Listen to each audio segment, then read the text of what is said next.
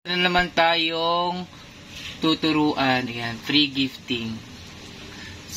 Ayan, dito tayo kay Ate RC Wena. So, meron siya guys. Ayan, may nakalagay na free, gift free of charge. So, pwede yan. I-click natin, gift now. Ayan. So, ayun, meron na nag-gift. Isa. So, isa yan. So, 5 yan. At meron pang isa ulit. Ayan.